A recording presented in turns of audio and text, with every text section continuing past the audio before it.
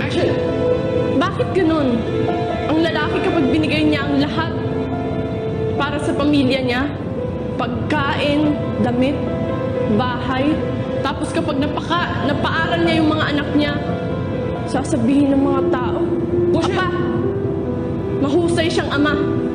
Pero kapag babae ka, kahit lahat ng yun binigay mo sa mga anak mo, kasama pati puso at kaluluwa mo, parang hindi pa rin sapat para tawagin kang mabuting ina. Sana pwede nating sabihin na, "Oops!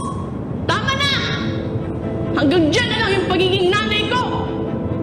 Cut! Release! Release! You can move around.